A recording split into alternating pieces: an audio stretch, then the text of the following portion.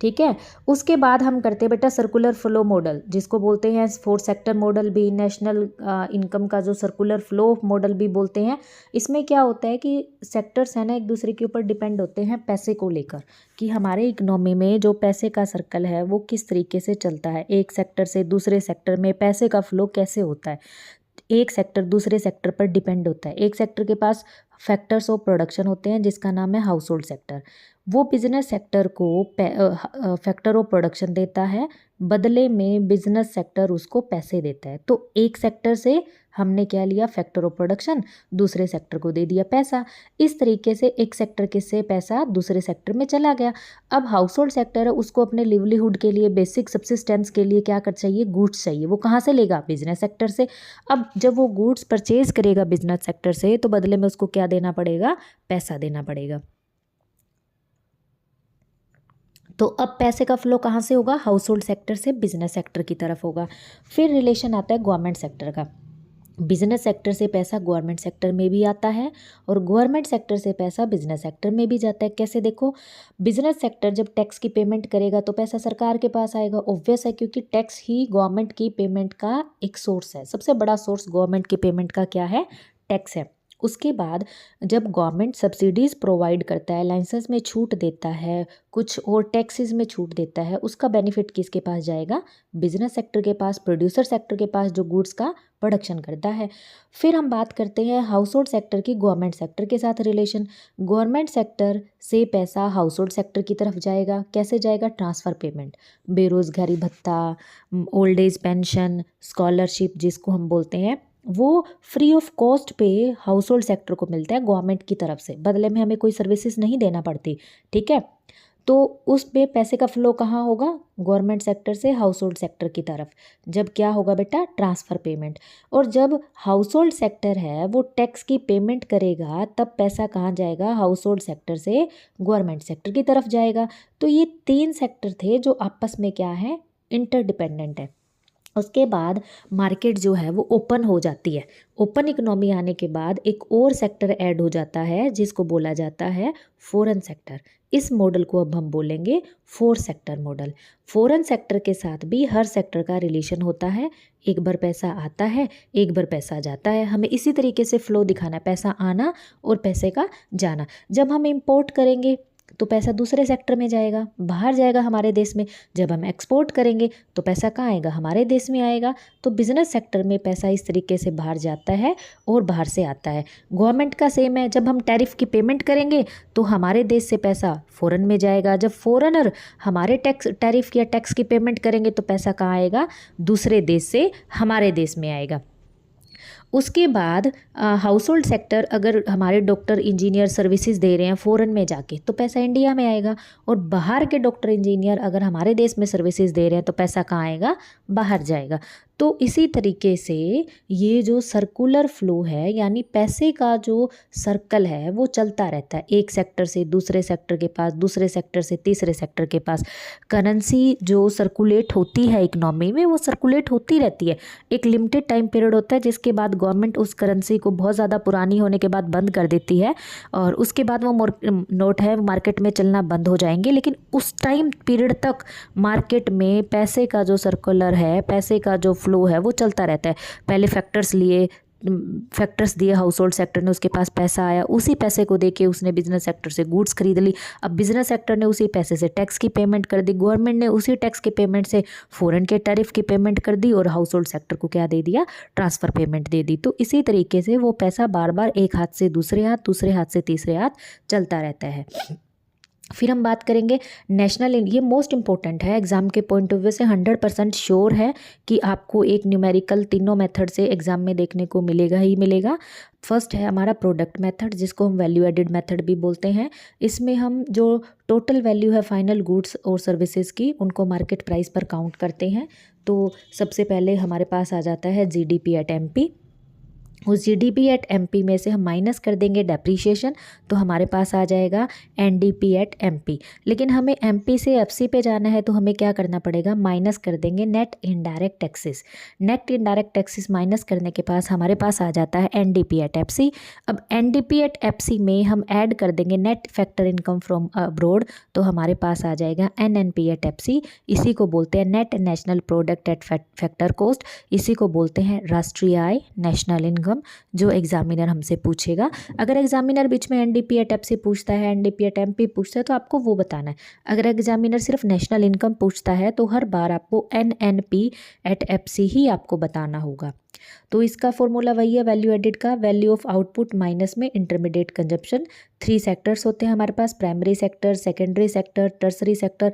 उनमें से हम हमारा इंटरमीडिएट कंजप्शन माइनस करके जीडीपी एट एमपी फाइंड कर सकते हैं। और अगर आपको इस पर डिटेल में क्वेश्चन देखना है या डिटेल में समझना है तो मैं इसको पहले करवा चुकी हूँ, आप मेरे उस वीडियो में जाके इसको डिटेल से देख सकते हो। उसके बाद हम बात करेंगे, सेकंड मेथड है हमारा इनकम मेथड। इनकम मेथड सबसे इजी मेथड है। अगर एग्जामिनर आपको नहीं बोलता कि आप उस मेथड से निकालो, जैसे कि वैल्यू एडिड से, एक्सपेंडिचर मेथड से, तो आप हमेशा चूज़ कर सकते हैं इनकम मेथड, क्योंकि इनकम मेथड एफसी पे ही काम करता है। तो हमें डायरेक्ट ही हमारे पास एनएनपी एट एफसी निकलेगा इनकम मेथड से। तो इनकम मेथड में क्या होता है, जितने भी ग्रुप्स हैं हमारे जो इनकम अर्न कर रहे हैं, इंडिविजुअल बिजनेस चला रहे हैं, उन सब की इनकम का हम समीशन कर देते हैं। जब हम जितने भी इंडिविजुअल्स हैं वो बिजनेसेस चला रहे हैं, उनकी इनकम का समीशन कर देंगे, यानी कि जितने भी फैक्टर्स क्या क्या, land, labour, capital, entrepreneur, factors की इनकम और उनका समीशन कर देंगे, तो हमें मिल जाएगी क्या, नेशनल इनकम। जैसे कि compensation of employees, rent, interest, profit और मिक्स्ड इनकम, इन सबको अगर हम जोड़ देंगे तो हमारे पास आ जाएगी क्या, इनकम। ठीक है, और आप इसकी भी डिटेल वीडियो जाकर देख सकते हो, इसके ऊपर भी मैंने अलग से वीडियो बनाया हुआ है। उसके बाद बात करते हैं हम एक्सपेंडिचर मेथड। एक्सपेंडिचर मेथड से भी हम नेशनल इनकम को काउंट कर सकते हैं। कैसे काउंट करेंगे, सबसे पहले हम एक्सपेंडिचर मेथड से जब नेशनल इनकम को काउंट करेंगे तो हमें मिलेगा जीडीपी एट एमपी। कैसे, सी प्लस आई प्लस जी प्लस एक्सपोर्ट माइनस इम्पोर्ट। सी डिनोट करता है consumption, final consumption for government जो होता है। देखो कंजप्शन 2 टाइप्स का होता है इसमें। फाइनल जो कंजप्शन होता है वो गवर्नमेंट का भी होता है, फाइनल कंजप्शन है वो प्राइवेट इन्वेस्टर्स का भी होता है। इन्वेस्टमेंट भी प्राइवेट सेक्टर का इन्वेस्टमेंट होगा और गवर्नमेंट सेक्टर का इन्वेस्टमेंट भी होगा, और दोनों ही ऐड होंगे अगर अलग अलग दे रखे हैं तो। ठीक है, उसके पास गवर्नमेंट का फाइनल कंजप्शन एक्सपेंडिचर भी होगा, प्राइवेट का फाइनल कंजप्शन एक्सपेंडिचर होगा, आई से इन्वेस्टमेंट और gross domestic capital formation. Export minus import का मतलब होता है नेट एक्सपोर्ट। इन सब को ऐड कर देंगे तो जीडीपी एट एमपी आएगा। जीडीपी एट एमपी में से माइनस करेंगे नेट इनडायरेक्ट टैक्सेस, तो हमारे पास आ जाएगा GDP at FC. GDP at FC में से माइनस कर देंगे डेप्रीशिएशन, तो हमारे पास आ जाएगा NDP at FC. NDP at FC में प्लस कर देंगे net factor income from abroad, तो हमारे पास आ जाएगा एनएनपी एट एफसी, जिसको बोलते हैं net national product at factor cost, जिसको बोला जाता है नेशनल इनकम। तो इसमें सब मेथड जब हम काउंट करेंगे, नेशनल इनकम को काउंट करेंगे, तब हमें ध्यान रखना है डबल काउंटिंग ना हो। जैसे कि अगर आपने प्रॉफिट को चूज़ किया है तो प्रॉफिट के जो अदर पार्ट्स हैं आप उनको ना चूज़ करें। अगर आपने कंपनसेशन ऑफ एम्प्लॉयज़ लिया है तो कंपनसेशन ऑफ एम्प्लॉयज़ के जो पार्ट हैं, wages, salaries, payment in kind, वो आप ऐड ना करें, क्योंकि सब और जो अगर आप प्रोडक्ट या वैल्यू एडेड मेथड यूज़ कर रहे हो तो उसके अंदर आपको हमेशा सिर्फ फाइनल गुड्स को ही चूज़ करना है, इंटरमीडिएटरी गुड्स को आपको चूज़ नहीं करना है। वैल्यू एडेड अगर मेथड आप यूज़ करोगे तो हमेशा वैल्यू में से इंटरमीडिएटरी गुड्स हैं उनको आपने माइनस करना। अगर आप ऐसे नहीं करते हो, सभी को एक साथ सेलेक्ट कर लेते हो, तो डबल काउंटिंग की प्रॉब्लम आपको आएगी और आपका आंसर भी है वो रॉन्ग हो जाएगा। ट्रांसफ़र पेमेंट को हमें कभी भी नेशनल इनकम में ऐड नहीं करना, क्योंकि ट्रांसफ़र पेमेंट को हस्तांतरण भुगतान बोलते हैं, एक तरफा, यानी कि एक साइड से आता है। नेशनल इनकम का आपको मैं एक छोटी सी ट्रिक बताती हूँ। नेशनल इनकम में सिर्फ उन्हीं चीज़ों को ऐड करते हैं हम लोग जिनको हम क्या करते हैं, अपना फिज़िकल वर्क करके या मेंटली वर्क करके हम अर्न करते हैं। जो हमें बिना मेहनत के मिलता है वो नेशनल इनकम में काउंट नहीं होता। ट्रांसफ़र पेमेंट में बेरोज़गारी भत्ता, स्कॉलरशिप, बुढ़ापा पेंशन, ये हमें बिना किसी मेहनत के गवर्नमेंट की तरफ से मिला है। डोनेशन, गिफ्ट, जब हमें बिना किसी मेहनत के कोई चीज़ मिलती है वो नेशनल इनकम में काउंट नहीं होती। Factor cost versus market price में देखो, नेशनल इनकम फैक्टर कॉस्ट पे भी कैलकुलेट होती है, मार्केट प्राइस पे भी को कैलकुलेट होती है। मार्केट प्राइस पे हम क्या करते हैं, गुड्स जो फाइनल गुड्स होते हैं उनको मार्केट प्राइस पे काउंट कैलकुलेट करेंगे। और फैक्टर कॉस्ट क्या होता है कि जितने भी फैक्टर्स होते हैं उसकी जो हम कॉस्ट की पेमेंट करते हैं उस पर हम नेशनल इनकम काउंट करते हैं, लेकिन एट द एंड हमें मार्केट प्राइस से मूव करना ही पड़ता है फैक्टर कॉस्ट की तरफ, क्योंकि मार्केट प्राइस में सारे टैक्स क्या होते हैं, इंक्लूड होते हैं।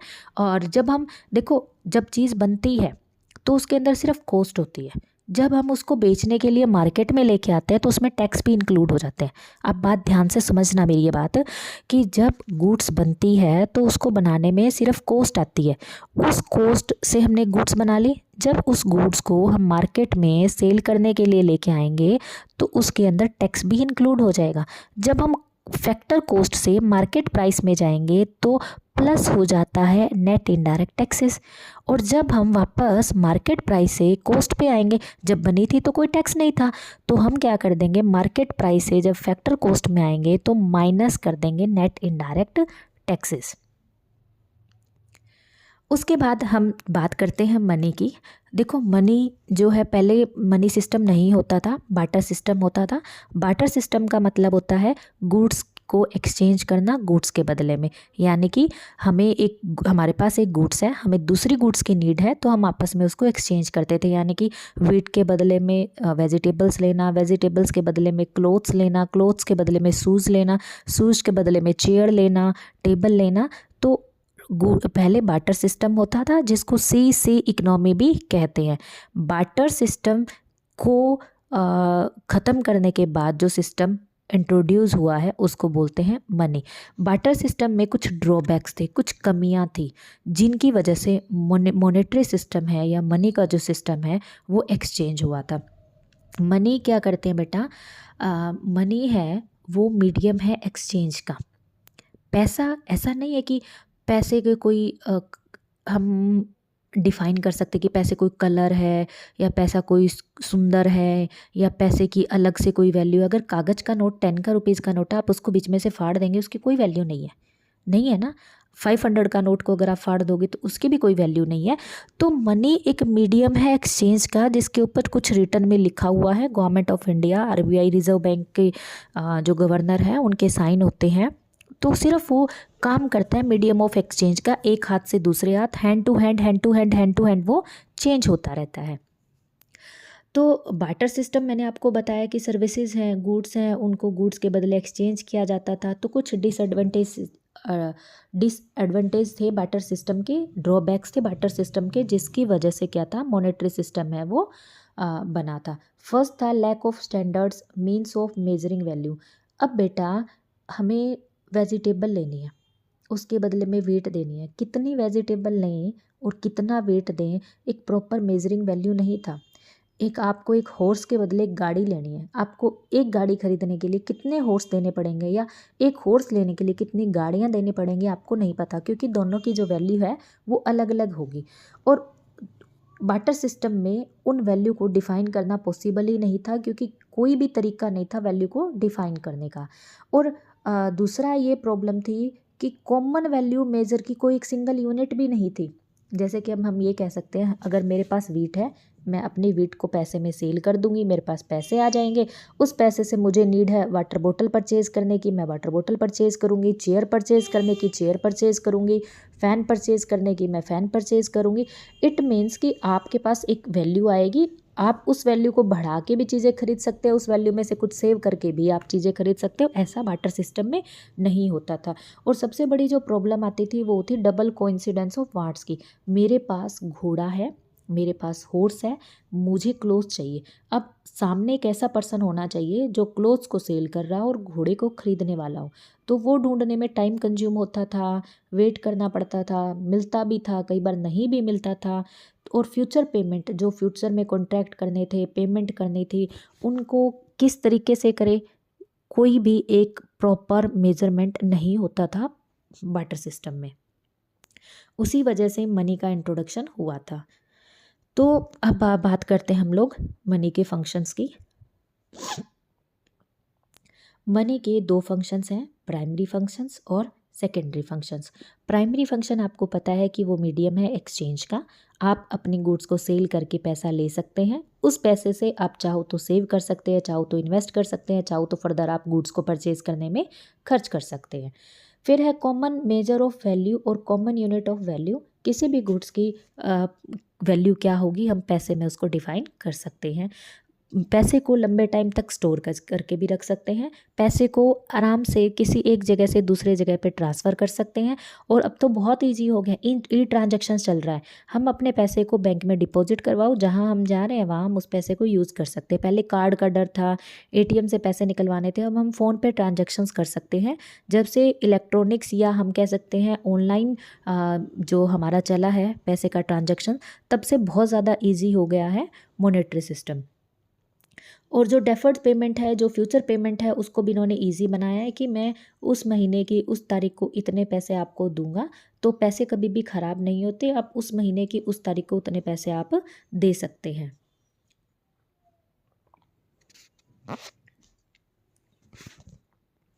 उसके बाद हम बात कर रहे हैं मनी सप्लाई। देखो, इंडिया के अंदर मनी सप्लाई करना और मनी को कंट्रोल करना सेंट्रल बैंक के पास काम होता है। यानी कि इंडिया का जो सेंट्रल बैंक है, आरबीआई है, वो मनी सप्लाई को कंट्रोल भी करता है और मार्केट में मनी को सप्लाई भी करता है। जो कागज़ के नोट है, जो कागज़ की करेंसी है, वो आरबीआई ही मार्केट में सर्कुलेट करता है। और आरबीआई ही है वो अपने क्वांटिटेटिव इंस्ट्रूमेंट और क्वालिटेटिव इंस्ट्रूमेंट को यूज़ करके मनी सप्लाई को कंट्रोल भी करता है। ठीक है। और जो रुपी कॉइन्स हैं हमारे जितने भी, वो वित्त मंत्रालय, फाइनेंस मिनिस्ट्री है, वो जारी करता है इंडिया के अंदर। और तो हमारा जो 12th में है वो सिर्फ M1 ही यूज़ होता है। वैसे इसके 4 फॉर्म्स होते हैं, M1, M2, M3 और M4। M1 के अंदर होता है C+DD+OD। C currency with public, DD demand deposit with bank, OD other deposit with RBI. यानी कि जो हम जितना भी पैसा बैंक में, आरबीआई में या अदर डिपॉजिट करते हैं, वो सारा हमारा किस में आता है, M1 में आता है। उसके बाद बात करते हैं M2 की। M2 में होता है M1 प्लस में पोस्ट ऑफिस सेविंग। जो छोटी छोटी सेविंग्स हम पोस्ट ऑफिस में करते हैं वो M2 में काउंट होती है। उसके बाद बात करते हैं M3। M3 में क्या होता है, M1 प्लस में फिक्स्ड डिपॉजिट। ये सबसे हाई पावर्ड मनी होती है, क्योंकि इसमें कुछ टाइम पीरियड के लिए हमारा वो पैसा सेव हो जाता है। हम बीच में उस पैसे को नहीं निकाल सकते हैं। अगर बीच में निकालते हैं तो हमें उस पर कोई भी इंटरेस्ट रेट है, उस पर कोई भी बेनिफिट नहीं मिलता। ये सबसे कम लिक्विड पैसा होता है, मतलब इसको हम यूज़ नहीं कर सकते। M1 सबसे ज़्यादा लिक्विड फॉर्म में होता है, जब मर्जी हम बैंक में जाए अपने पैसे को वहाँ से निकलवा सकते हैं, यूज़ कर सकते हैं। M4 में आता है बेटा M3 प्लस में अदर डिपॉजिट विद NSS। ठीक है।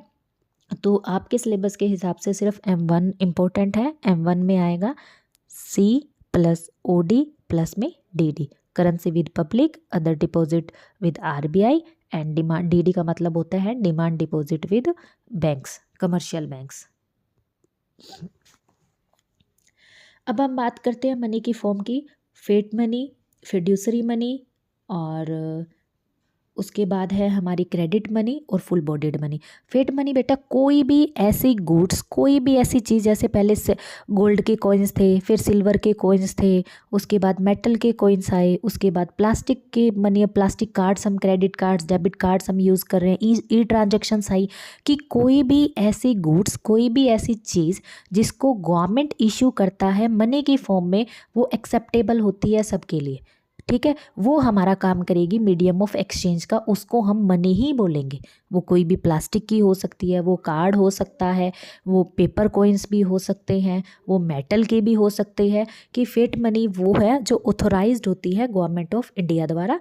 फिड्यूसरी मनी क्या होता है, कोई भी ऐसी चीज़ जैसे कि वॉच लगा लो, चेयर लगा लो, टेबल लगा लो, या कोई भी चेक लगा लो, जो पेयर एंड पीस के बीच में ट्रस्ट पे डिपेंड करता है मनी, उसको बोलते हैं फिड्यूसरी मनी। ठीक है।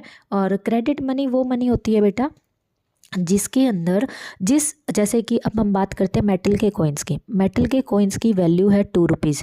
अब अगर मैं उसको तोड़ के बेचना चाहूँ तो वो 2 रुपये का नहीं, वो 1 रुपये का भी सेल नहीं होगा। तो जो क्रेडिट मनी होती है वो क्या होती है, जिस धातु से बनी होती है उसकी वैल्यू कम होती है, और जो उसके ऊपर यूज़ वैल्यू होती है वो उसकी ज़्यादा होती है, यानी कि उसकी फेस वैल्यू ग्रेटर देन होती है उसकी कमोडिटी वैल्यू से। और फुल बॉडीड मनी होती है कि जो हमारा जिस भी चीज़ से, जिस भी मेटल से, जिस भी चीज़ से वो कॉइन बना है उसकी यूज़ वैल्यू और उसकी कमोडिटी वैल्यू एक दूसरे के इक्वल है। आप चाहो तो उसको कॉइन्स के रूप में यूज़ कर सकते हो, आप चाहो तो उसको तोड़ के आप उसकी कमोडिटी के रूप में भी उसको यूज़ कर सकते हो।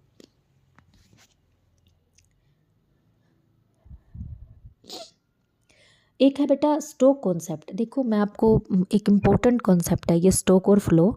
फ्लो कॉन्सेप्ट होता है ड्यूरिंग द पीरियड, पूरे साल में जो चीज़ें फ्लैक्चुएट करती हैं, एक हाथ से दूसरे हाथ में जाती है, उसको बोलते हैं फ्लो कॉन्सेप्ट। स्टॉक का मतलब होता है पॉइंट ऑफ टाइम, एक निश्चित टाइम पे, एक निश्चित समय पर हम कभी किसी चीज़ को काउंट करते हैं तो उसको बोला जाता है स्टॉक। जैसे फॉर एग्जांपल अगर मैं ये बात करती हूँ कि बजट, तो बजट हमारा फ्लो कॉन्सेप्ट है, वो पूरे साल के लिए बताता है कितना हमारा बजट रहेगा, एग्रीकल्चर सेक्टर पे इतना खर्च होगा, सर्विसेज सेक्टर पे इतना खर्च होगा, एम्प्लॉयमेंट जनरेट करने पे इतना पैसा खर्च होगा।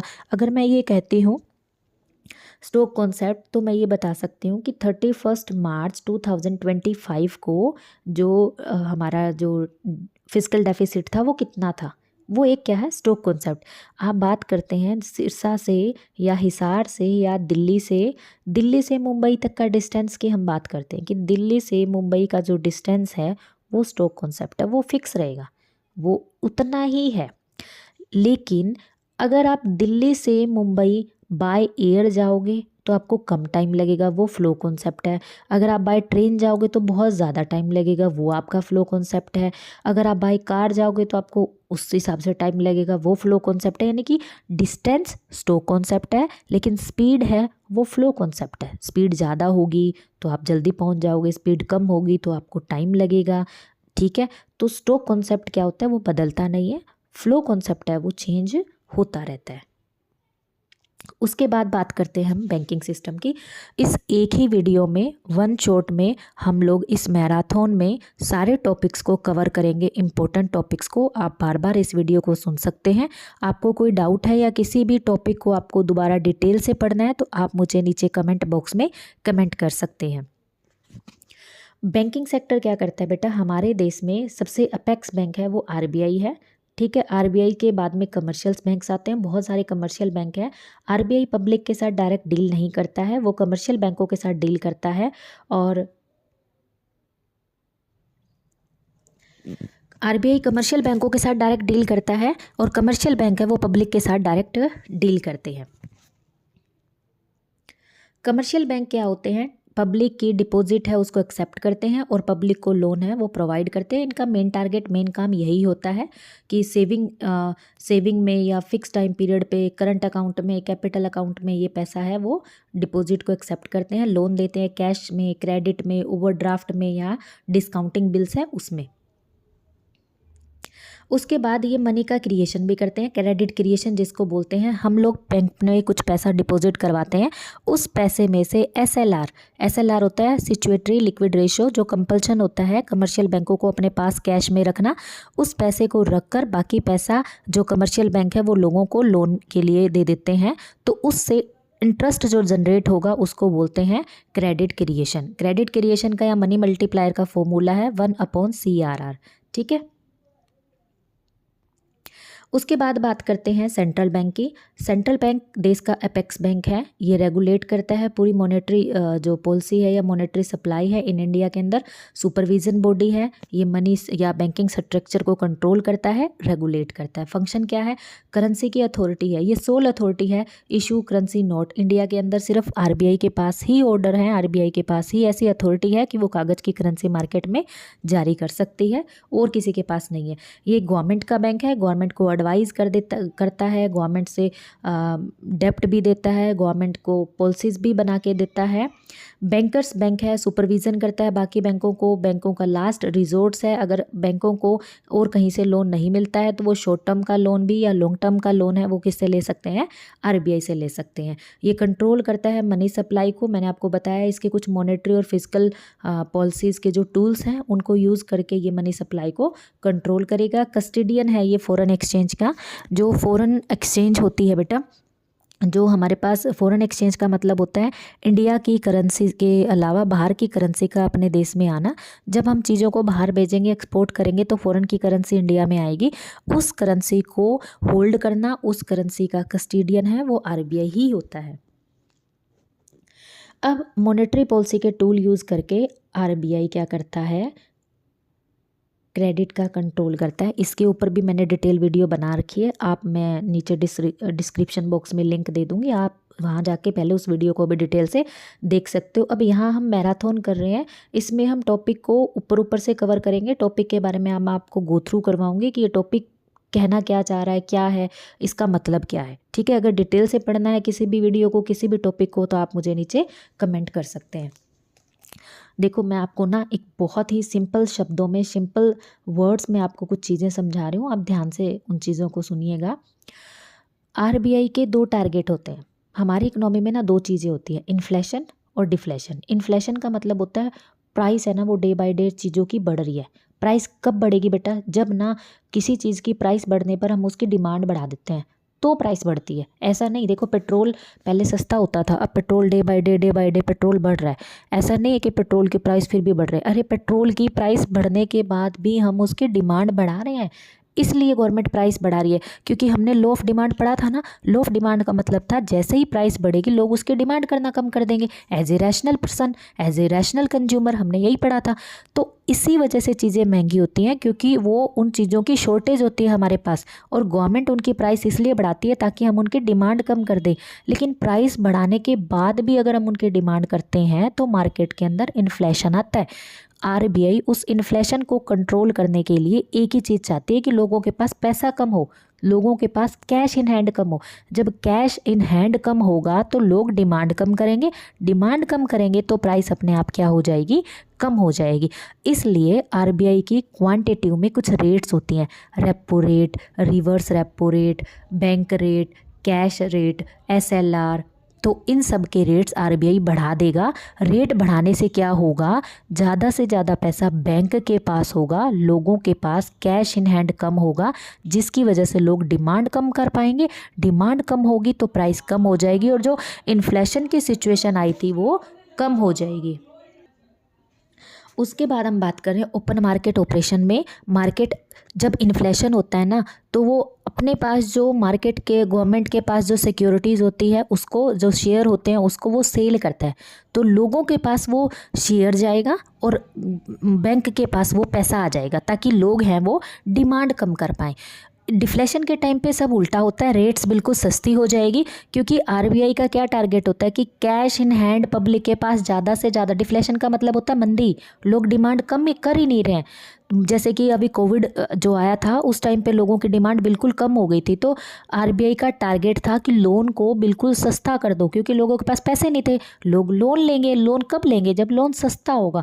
कि लोन को इतना सस्ता कर दो कि पब्लिक पैसा ले और डिमांड करे, जिससे इकनॉमी जो डिफ्लेशन में या जो मंदी में फंसी हुई है वो वहाँ से बाहर निकले। यानी डिफ्लेशन के टाइम वो सारी रेट्स को क्या करेगी, सस्ता करेगी। उसका एक ही टारगेट होता है कि कैश इन हैंड जो है पब्लिक के पास वो ज़्यादा से ज़्यादा रहे ताकि वो डिमांड ज़्यादा कर पाए।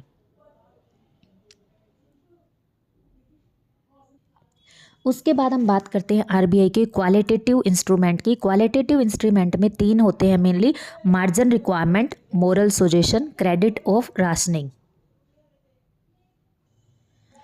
मार्जिनल रिक्वायरमेंट का मतलब होता है difference between loan value and security value. जब होता है इन्फ्लेशन का टाइम, जब गवर्नमेंट, देखो किसी ने 10 करोड़ के लोन के लिए या 10 लाख के लोन के लिए गवर्नमेंट को एप्लीकेशन लगाई है, बैंक को एप्लीकेशन लगाई है, तो जब इन्फ्लेशन का टाइम होता है ना वो उसको 2 लाख लोन देता है 10 लाख में से, और जब डिफ्लेशन का टाइम होता है तो वो उसके 8 लाख के लोन को भी पास कर देता है। यानी क्योंकि उसका टारगेट क्या था, इन्फ्लेशन में पैसा कम जाए पब्लिक के पास और डिफ्लेशन में पैसा ज़्यादा जाए पब्लिक के पास। ठीक है, और जैसे कि मोरल सजेशन में क्या होता है कि जो बैंक हैं वो गवर्नमेंट के रूल वगैरह या बैंकिंग सेक्टर के रूल वगैरह फॉलो नहीं कर रहे तो आरबीआई उनके अगेंस्ट है, वो स्ट्रिक्ट एक्शन ले सकती है। क्रेडिट राशनिंग में क्या होता है कि जो कोटा फिक्स कर देती है कि इस एजेंसी को, इस कंपनी को इतना पैसा मिलेगा। इन्फ्लेशन के टाइम पे वो कम कोटा फिक्स करेगी, यानी कि कम से कम पैसा देगी इंडस्ट्रीज़ को, कंपनीज़ को बिजनेस करने के लिए, और डिफ्लेशन के टाइम वो ज़्यादा से ज़्यादा पैसा देगी ताकि लोगों को काम मिले। कंपनीज़ को पैसा देगी, वो काम करेंगे, लोगों को एम्प्लॉयमेंट मिलेगा, लोगों के पास पैसा आएगा तो लोग क्या करेंगे, उसकी डिमांड करेंगे।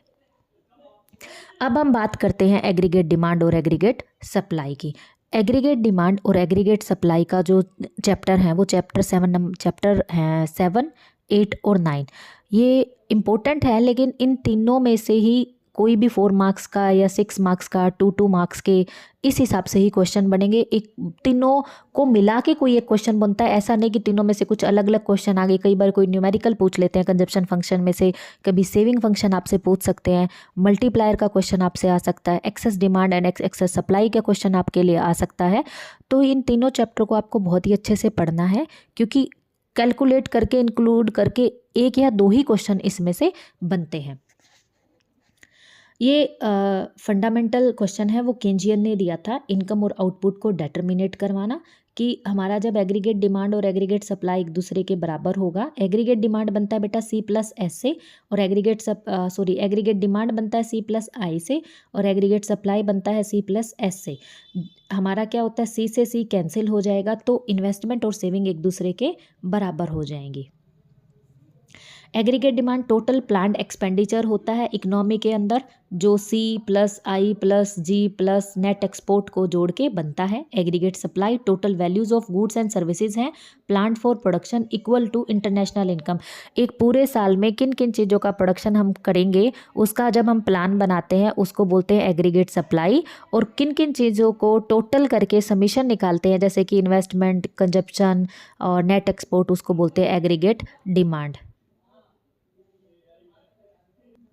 ठीक है बेटा, तो उसके बाद आता है कंजप्शन फंक्शन। कंजप्शन फंक्शन है वो डिफाइन करते हैं C=C बार प्लस में BY। C बार का मतलब होता है ऑटोनोमियस कंजप्शन, जो गवर्नमेंट करती है, वो सोशल वेलफेयर को इंक्रीज़ करने के पॉइंट ऑफ व्यू से करती है, और प्राइवेट सेक्टर भी करता है, लोग भी करते हैं। क्यों करते हैं, वो अपने ज़िंदा रहने के लिए करते हैं, रोटी कपड़ा मकान, फूड शेल्टर और क्लोथ्स के लिए करते हैं। ये तब भी होता है जब इनकम का लेवल 0 होता है। आप देखो, अगर किसी के पास जॉब नहीं है फिर भी वो फूड शेल्टर और क्लोथ्स के लिए लोगों से उधार लेके करेगा। आपको वो डायग्राम बना के दिखाया हुआ है ना, आप नीचे उस वीडियो को जाके डिटेल से देख सकते हैं कि स्टार्टिंग में सेविंग माइनस में होती है, इनकम 0 होती है, फिर भी हमारा कंजप्शन कुछ ना कुछ रहता है। इकोनॉमी में कंजप्शन कभी भी 0 नहीं हो सकता, क्योंकि ज़िंदा रहने के लिए रोटी कपड़ा और मकान पर हमें खर्च करना ही पड़ेगा। तो स्टार्टिंग में हम इनकम 0 होगी तो भी कंजप्शन कुछ ना कुछ रहेगा ही रहेगा, लोग बोरो करके भी कंजप्शन करेंगे। और बी का मतलब होता है बेटा प्लस है BY। बी का मतलब होता है मार्जिनल प्रोपेंसिटी टू कंज्यूम, जिसको हम MPC से डिफाइन करते हैं।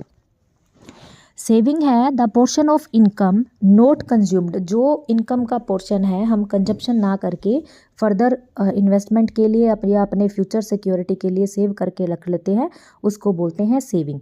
MPC का फॉर्मूला है ΔC/ΔY। इनकम में चेंज होने से कंजप्शन में जो चेंज होता है उसको बोलते हैं MPC, और MPS बोलते हैं ΔS/ΔY। MPC + MPS = 1 होता है। अगर 1 निकालना है, हमें MPC निकालना है तो 1 - MPS कर देंगे, और MPS निकालना है तो 1 - में MPC हम करके निकाल लेंगे। APC का फॉर्मूला होता है C/Y। APS का फॉर्मूला होता है S/Y।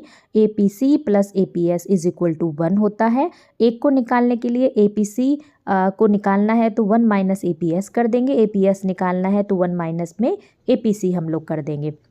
इक्विलिब्रियम वहाँ होगा जहाँ पर एग्रीगेट डिमांड एग्रीगेट सप्लाई के एक दूसरे के बराबर होंगे, जहाँ पे प्लान्ड एक्सपेंडिचर इक्वल होगा आउटपुट के, जहाँ पर प्लान सेविंग = होगी प्लान्ड इन्वेस्टमेंट के। इन्वेस्टमेंट क्या होता है बेटा, इन्वेस्टमेंट होता है हम बोल सकते हैं इन्वेस्टमेंट को कंसीडर करते हैं ऑटोनॉमस, इंडिपेंडेंट होता है इनकम के लेवल से। इन्वेस्टमेंट को हम एक तरीके से रिस्क भी बोल सकते हैं, इनकम से इनकम जनरेट भी हो सकती है, इनकम इन्वेस्टमेंट से रिस्क भी हो सकता है, लॉस भी हो सकता है। ये मोस्ट इम्पोर्टेंट पॉइंट है, बार बार पेपर में पूछा जाता है, बच्चे भी इस पॉइंट पे कंफ्यूज रहते हैं, आप इसको ध्यान से सुने। X एंटे versus x post. X एंटे का मतलब होता है जो हम रेफर करते हैं प्लान्ड, डिजायर्ड, जो हम चाहते हैं कि ऐसा होना चाहिए, हम ऐसा करेंगे, जो प्लान करते हैं, जिसकी हम डिज़ायर रखते हैं, वो एक्स एंटे होता है। एक्स पोस्ट का मतलब होता है एक्चुअल, विलिंग टू पे माइनस में एक्चुअल पे। हम लोग किसी चीज़ को परचेज करने के लिए इतना खर्च करने के लिए रेडी थे, डिज़ायर थी हमारे अंदर, प्लान किया था, और हमने जितना एक्चुअल पे किया वो होता है एक्स पोस्ट। एक्चुअल अमाउंट होता है एक्स पोस्ट में, और प्लान्ड एंड डिज़ायर अमाउंट होता है एक्स एंटे। इन्वेस्टमेंट ऑटोनोमियस इन्वेस्टमेंट भी होता है, इंड्यूस्ड इन्वेस्टमेंट भी होता है। ऑटोनोमियस इन्वेस्टमेंट इंडिपेंडेंट होता है इनकम से, ठीक है। और जैसे इंडिपेंडेंट, आप ये कहोगे कि इन्वेस्टमेंट है तो वो इनकम से इंडिपेंडेंट कैसे होगा बेटा, वो इनकम को जनरेट करने के पॉइंट ऑफ व्यू से नहीं किया जाता। गवर्नमेंट सोशल वेलफेयर को इंक्रीज करने के लिए जो इन्वेस्टमेंट करती है उसको बोलते हैं ऑटोनोमियस इन्वेस्टमेंट। और इंड्यूस्ड इन्वेस्टमेंट होता है इनकम पे डिपेंड होता है, इनकम को फर्दर कमाने के लिए जो हम इन्वेस्टमेंट करते हैं उसको बोलते हैं इंड्यूस्ड इन्वेस्टमेंट। एग्रीगेट डिमांड का फॉर्मूला है C+I टू सेक्टर, इनकम का फॉर्मूला है C+S, जो कंजप्शन प्लस में सेविंग है वो हमारा इनकम होगा। कंजप्शन निकालने का फॉर्मूला है C प्लस में MPC इज इक्वल इंटू में Y, हम इसको ऐसे भी लिख सकते हैं C बार प्लस में BY। सेविंग निकालने का फॉर्मूला है saving is equal to minus C bar plus में 1 माइनस MPC Y। उसके बाद है इनकम डिटर्मिनेशन एंड मल्टीप्लायर, ये फोकस करता है equilibrium level of income and output in economy where aggregate demand equal to aggregate supply और saving equal to aggregate investment. कि जब सेविंग इन्वेस्टमेंट के इक्वल हो, एग्रीगेट डिमांड एग्रीगेट सप्लाई के equal होगा तो मार्केट में इनकम का डिटर्मिनेशन होगा, ठीक है। एग्रीगेट डिमांड अभी हमने थोड़ी देर पहले पढ़ा था, C+I जुड़ के बनता है, C+S से एग्रीगेट सप्लाई बनती है। प्लांट सेविंग और प्लांट इन्वेस्टमेंट एक दूसरे के इक्वल होगा तो हमारा इक्विलिब्रियम हो जाएगा।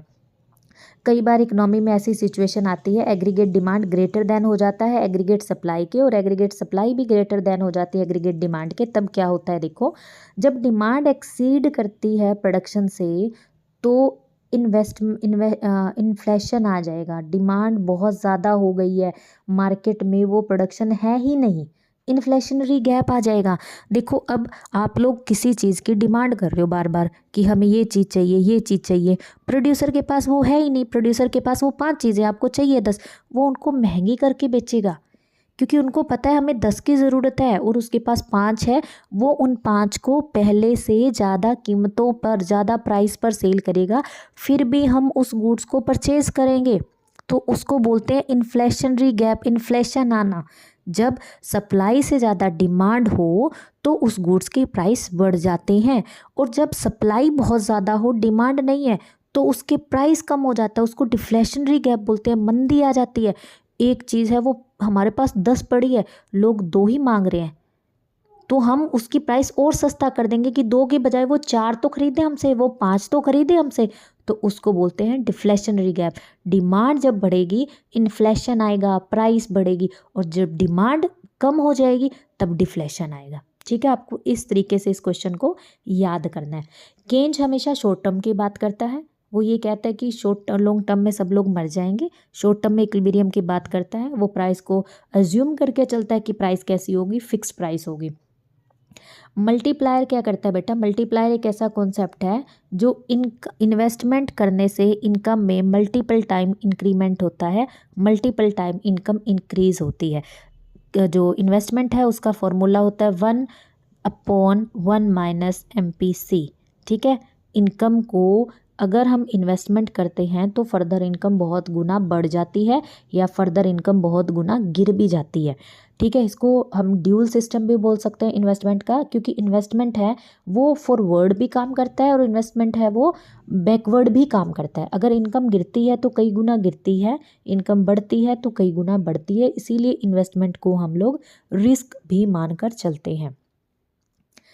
ये एक्सेस डिमांड और एक्सेस सप्लाई का जो आपको है वो डायग्राम दिखाया हुआ है। एक्सेस डिमांड होगी तब क्या होगा, प्राइस बढ़ेंगी। एक्सेस सप्लाई होगी तब क्या होगा, प्राइस कम हो जाएगी। लेकिन ये जो ऐसा होता है वो शॉर्ट टाइम के लिए होता है।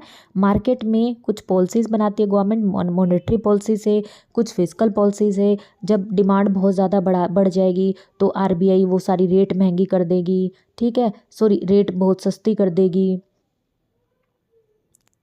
ठीक है। और जब डिमांड बहुत ज़्यादा बढ़ जाती है, अब तो लोग आरबीआई क्या करेगी, लोगों पे बहुत ज़्यादा टैक्स लगा देगी, लोगों के पास पैसा कम होगा तो वो डिमांड कम करेंगे।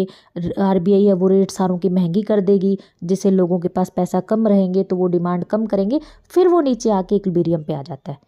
तो इसी तरीके से जब डिफ्लेशन होगा, सप्लाई बहुत ज़्यादा होगी, डिमांड होगी ही नहीं, तब आरबीआई बहुत ज़्यादा सब्सिडीज़ प्रोवाइड करेगी लोगों को, ट्रांसफ़र पेमेंट देगी गवर्नमेंट लोगों को, जिससे लोगों के पास पैसा आएगा, वो डिमांड करेंगे, फिर डिमांड एंड सप्लाई एक दूसरे के इक्वल हो जाती है। इस तरीके से शॉर्ट टर्म में ये चीज़ें अपने आप फ्लैक्चुएशन करती रहती है, गवर्नमेंट इंटरवेंशन करती है। और देखो केन्स चाहता है कि गवर्नमेंट का इंटरवेंशन ना हो, लेकिन इकोनॉमी के अंदर गवर्नमेंट जब इंटरवेंशन करती है टैक्स से और सब्सिडीज से, वो मार्केट को वापस इक्विलिब्रियम के पॉइंट पर ले आती है। एक्सेस डिमांड का मतलब मैंने आपको बता दिया, क्वांटिटी डिमांडेड ज़्यादा है, क्वांटिटी सप्लाई है वो कम होगी, प्राइस जो है बिलो द इक्विलिब्रियम प्राइस, ठीक है।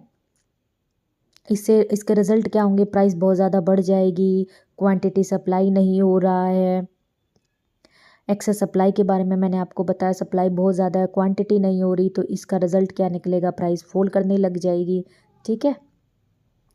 बोथ एक्सेस डिमांड हो या एक्सेस सप्लाई हो, वो टेम्परेरी इम्बैलेंस होता है मार्केट में, सेल्फ कंट्रोल करेक्ट भी हो जाता है कई बार गवर्नमेंट को इंटरवेंशन करके फिजिकल पॉलिसी और मॉनेटरी पॉलिसी के टूल यूज़ करके करेक्ट करना पड़ता है एक्सेस डिमांड और एक्सेस सप्लाई को, ठीक है। मार्केट का आपको पता है इक्विलिब्रियम वहाँ होगा जहाँ पे डिमांड एंड सप्लाई एक दूसरे के बराबर रहता है। ये भी एक मोस्ट इम्पोर्टेंट क्वेश्चन है, प्राइस सीलिंग और प्राइस फॉल, इसको लेके भी बहुत डाउट्स होते हैं स्टूडेंट्स के, बहुत कन्फ्लिक्ट होता है इस चीज़ को लेके। देखो प्राइस सीलिंग का मतलब होता है imposed below equilibrium two, price ceiling का मतलब होता है जो इक्विलिब्रियम प्राइस है ना उससे ज़्यादा प्राइस फिक्स करना।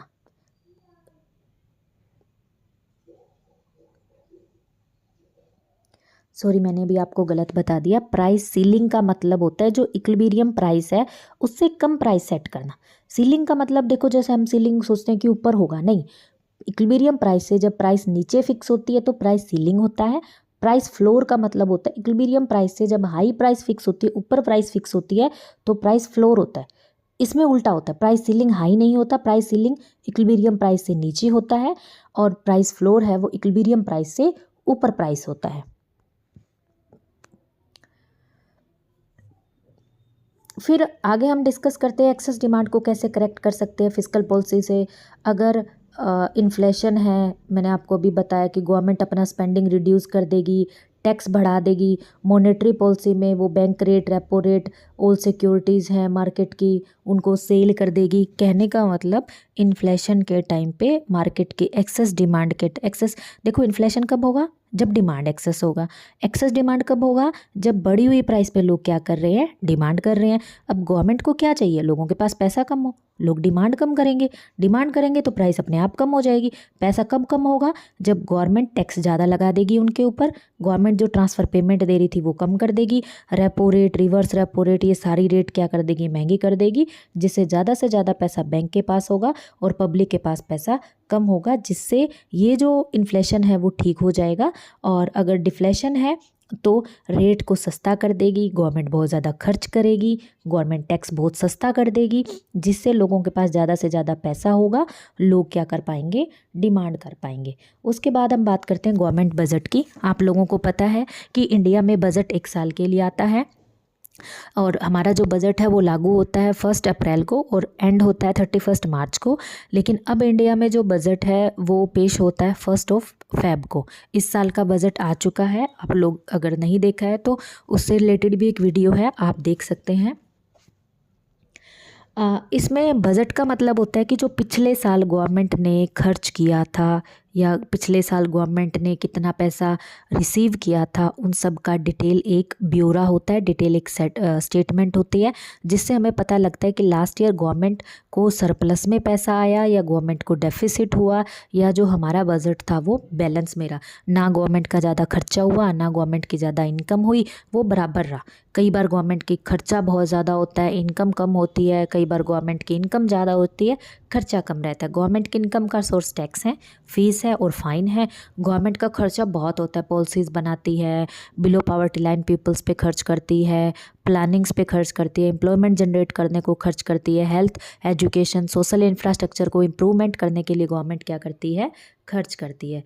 अब हम बात करते हैं बजट का ऑब्जेक्टिव क्या है। रीएलोकेशन करना है रिसोर्सेज को, ठीक है। जैसे सोशल है वो जस्टिस रहे, लोगों में बहुत ज़्यादा डिस्टर्बेंस ना हो, इसीलिए बजट बनाया जाता है कि जो अमीर लोग हैं जिनकी इनकम ज़्यादा उन पे ज़्यादा टैक्स लगे, जो गरीब लोग हैं उन पे कम टैक्स लगे, उन लोग को सोशल सब्सिडीज़ ज़्यादा मिल सके, सोशल वेलफेयर इंक्रीज़ करने के लिए उनको ट्रांसफ़र पेमेंट मिल सके। तो बजट में ही ये डिसाइड होता है कि कौन से जो पर्सन हैं वो किस इनकम के स्लैब्स में आ रहे हैं, उनको कितना टैक्स लगना है, किस पर्सनस को कितना सोशल या जो इकोनॉमिकली हेल्प है वो गवर्नमेंट की तरफ से मिलेगी। इनक्वालिटी को रिड्यूस करता है, रिच सेक्शन पर ज़्यादा टैक्स लगते हैं, गरीबों पर कम टैक्स लगते हैं। इकोनॉमिक स्टेबिलिटी लेके आना है, इन्फ्लेशन और डिफ्लेशन का जो गेम इकोनॉमी में चलता रहता है उसको स्टेबल करने के लिए बजट बनता है, ठीक है। अब बजट के जो मेन कंपोनेंट है बेटा वो है बजट की रिसिप्ट और बजट का एक्सपेंडिचर। बजट की रिसिप्ट 2 टाइप की होती हैं, रेवेन्यू रिसिप्ट और capital receipt. Most important question है ये एग्ज़ाम के पॉइंट ऑफ व्यू से। एग्जामिनर कंफ्यूज करके यहाँ से पूछता है कि ये कौन सी रिसिप्ट होगी, ये रेवेन्यू रिसिप्ट होगी या ये कैपिटल रिसिप्ट होगी या ये रेवेन्यू एक्सपेंडिचर होगा या ये कैपिटल एक्सपेंडिचर होगा। रेवेन्यू रिसिप्ट में क्या होता है, डायरेक्ट और इनडायरेक्ट टैक्सेस आते हैं इसमें, नॉन टैक्स रेवेन्यू आते हैं इसमें, जैसे कि फ़ाइन हो गए। देखो रेवेन्यू रिसिप्ट में गवर्नमेंट को सिर्फ इनकम आती है, उसके बदले में गवर्नमेंट को कुछ नहीं देना पड़ता, यानी कि गवर्नमेंट की कोई भी लाइबिलिटीज़ है वो क्रिएट नहीं होती, गवर्नमेंट के एसेट्स हैं वो रिड्यूस नहीं होते। कैपिटल रिसिप्ट में क्या होता है, गवर्नमेंट को लाइबिलिटीज़ क्रिएट होती हैं, एसेट्स भी रिडक्शन होगा। एक बार गवर्नमेंट के पास पैसा, देखो रिसिप्ट का मतलब पैसा आना है, रिसिप्ट का मतलब पैसा तो आ रहा है लेकिन गवर्नमेंट को कुछ टाइम पीरियड बाद वो पैसा विद इंटरेस्ट या विद कुछ एसेट्स के साथ वो पैसा वापस करना पड़ेगा। तो रेवेन्यू रिसिप्ट में सिर्फ पैसा आएगा, बदले में कुछ नहीं देना। कैपिटल रिसिप्ट में पैसा आएगा लेकिन बाद में उस पैसे के साथ कुछ और हमें रिटर्न करना होगा। कैपिटल रिसिप्ट में एसेट्स जो है वो रिडक्शन होती है और लाइबिलिटीज़ है वो क्रिएट होती है। देखो रेवेन्यू रिसिप्ट में आएगा बेटा टैक्स रेवेन्यू और कैपिटल रिसिप्ट में आता है borrowing, recovery of loans, disinvestment, ये सब चीज़ें आती हैं किसमें, कैपिटल रिसिप्ट में। ये क्रिएट करती हैं लाइबिलिटीज़ को और रिड्यूस करती हैं गवर्नमेंट के एसेट्स को। बजट एक्सपेंडिचर में revenue expenditure, day to day expenses like salaries, interest payment, subsidies do not create assets, reduce liabilities. यानी रेवेन्यू एक्सपेंडिचर जब गवर्नमेंट करती है तो बदले में गवर्नमेंट को कुछ नहीं मिलता, सिर्फ पैसा जाता ही जाता रहता है, जाता ही जाता रहता है और गवर्नमेंट का जो एसेट्स है वो क्रिएट नहीं होता और लाइबिलिटीज़ हैं वो भी इससे कम होती है। कैपिटल एक्सपेंडिचर से क्या होता है, spending on infrastructure, loan to states, assets का क्रिएशन होगा। जब हम कोई फर्नीचर खरीदते हैं, कोई मशीनरी वगैरह लेते हैं तो एसेट्स का क्रिएशन होता है, फर्दर आगे वो यूज़ होगा प्रोडक्शन में। इसके अंदर लाइबिलिटीज़ है वो रिडक्शन होगी लेकिन एसेट्स का क्या होगा बेटा, क्रिएशन होगा। ये most most most important concept है पेपर के पॉइंट ऑफ व्यू से, दोबारा समझिए। रेवेन्यू रिसिप्ट में लाइबिलिटीज़ क्रिएट नहीं होती, एसेट्स का रिडक्शन नहीं होता। कैपिटल रिसिप्ट में एसेट्स का रिडक्शन होगा, लाइबिलिटीज़ क्रिएट होगी। कैपिटल एक्सपेंडिचर में भी एसेट्स क्रिएट होंगे और लाइबिलिटीज़ है उनका रिडक्शन होगा। बजट के टाइप्स होते हैं बैलेंस बजट, जब हमारा टोटल रिसिप्ट टोटल एक्सपेंडिचर एक दूसरे के बराबर होगा तो बजट है वो बैलेंस में होगा। जब सरकार का एक्सपेंडिचर ग्रेटर देन होगा रिसिप्ट के तो डेफिसिट बजट होगा। और जब रेवेन्यू बहुत ज़्यादा हो जाएगा और सरकार का खर्चा कम है तो सरकार का सरप्लस में बजट होगा। ठीक है, इनकम ज़्यादा है स्पेंडिंग कम है तो वो सरप्लस बजट गवर्नमेंट का कहलाएगा। अलग अलग कंट्रीज़ की करेंसी है वो सेम नहीं होती, अलग अलग कंट्रीज़ की अलग अलग करेंसी हो सकती है। देख सकते हैं इंडिया में रुपीज़ चलता है, पाकिस्तान में ये पाकिस्तानी रुपीज़ चलता है और यूएस की जो करेंसी है वो डॉलर है। उसके बाद हम बात करते हैं एक्सचेंज रेट की। एक्सचेंज रेट का मतलब होता है price of one currency in terms of another, such $1 is equal to 80 rupees, कि $1 के बदले में इंडिया के कितने रुपीज़ देने पड़ेंगे। एक देश की करेंसी को दूसरे देश की करेंसी में चेंज करने की जो प्राइस होती है उसको बोलते हैं foreign exchange. It is determined by the demand and supply in the forex market. और जो ये एक्सचेंज रेट है वो डिसाइड करती है फॉरेन करेंसी की कितना डिमांड है हमारी इकोनॉमी में, प्लस में कितना उसकी सप्लाई हो रहा है। जहाँ पर फॉरेक्स करेंसी की डिमांड एंड सप्लाई एक दूसरे के इक्वल होगी वो एक्सचेंज रेट डिसाइड होती है। की कॉन्सेप्ट है देखो इसके, the rate at which one currency is exchanged for another, इसका मतलब वो होता है एक्सचेंज रेट, जहाँ एक ऐसी रेट जिस पर एक देश की करेंसी को दूसरे देश की करेंसी में एक्सचेंज हम लोग कर सकते हैं। फॉरेन एक्सचेंज मार्केट है वो ट्रांसफ़र का काम करती है, परचेजिंग पावर का, ट्रांजैक्शन करवाने का वो काम करती है। ठीक है, डिमांड क्यों करते हैं हम फॉरेन करेंसी की, फॉरेन एक्सचेंज की क्या नीड होती है हमें डॉलर्स की। हमें दूसरे देश से गुड्स एंड सर्विसेज को अगर इंपोर्ट करना है तो वहाँ की उस देश की करेंसी है वो हमें चाहिएगी, इसलिए हम डिमांड करते हैं फॉरेन एक्सचेंज की। वहाँ से हमें फाइनेंशियल एसेट परचेज करने हैं, शेयर और बॉन्ड वगैरह खरीदने हैं या वहाँ पर इन्वेस्टमेंट करना है, फिर भी हमें रहेगी नीड होगी वहाँ की करेंसी की। टूरिज़्म के लिए जाना है, एजुकेशन के लिए जाना है, मेडिकल चेकअप वगैरह के लिए, मेडिकल ट्रीटमेंट वगैरह के लिए जाना है अब्रॉड, फिर भी हमें नीड होगी वहाँ की करेंसी की, इसलिए हम डिमांड करते हैं फॉरेन एक्सचेंज की।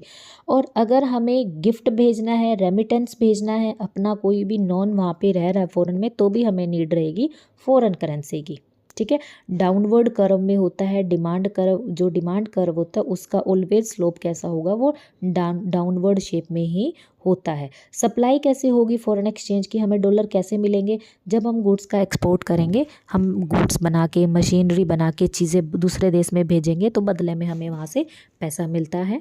जब फॉरेनर है फॉरेन डायरेक्ट इन्वेस्टमेंट करते हैं या पोर्टफोलियो इन्वेस्टमेंट करते हैं इंडिया के अंदर, तो हमारे देश में फॉरेन की करेंसी आती है। जब दूसरे देश से हमारे देश में रेमिटेंस मिलता है या गिफ्ट मिलता है तो पैसा हमारे देश में आता है। सप्लाई कर्व हमेशा अपवर्ड होगा और डिमांड कर्व हमेशा डाउनवर्ड होगा। इक्विलिब्रियम रेट वहाँ डिसाइड होगी एक्सचेंज रेट जहाँ पर the rate where demand and supply एक दूसरे को इंटरसेक्शन करेंगे, इंटरसेक्ट होगा, एक दूसरे को कट करेंगे, एक दूसरे के वो इक्वल होगा। एक्सचेंज रेट के टाइप पे हम बात करते हैं। फिक्स एक्सचेंज रेट वो रेट होती है जो गवर्नमेंट फिक्स करती है, मॉनेटरी अथॉरिटी फिक्स करती है, मार्केट के डिमांड और फोर्स से वो फिक्स नहीं होती। इसमें दो चीज़ आती हैं, डिवैल्यूएशन और रिवैल्यूएशन। डिवैल्यूएशन का मतलब होता है जब कोई कंट्री अपने देश की करेंसी की वैल्यू जानबूझकर गिराती है उसको डिवैल्यूएशन बोलते हैं। कई बार कोई देश अपने देश में इन्वेस्टमेंट बढ़ाने के लिए कि फॉरेनर बहुत ज़्यादा हमारे देश में आके इन्वेस्टमेंट करे, हमारा एक्सपोर्ट बहुत ज़्यादा बढ़े, उसको बढ़ाने के लिए अपने पैसे को सस्ता कर देता है, जिससे बाहर के लोग इंडिया में आके हम बहुत ज़्यादा इन्वेस्टमेंट करें और इंडिया की बहुत ज़्यादा चीज़ें हैं वो बाहर लेके जाएँ, यानी हमारा एक्सपोर्ट बढ़े। इस वजह से जानबूझ के अपनी करेंसी की जो वैल्यू है वो डिक्रीज़ करवा देते हैं, उसको बोलते हैं डिवैल्यूएशन।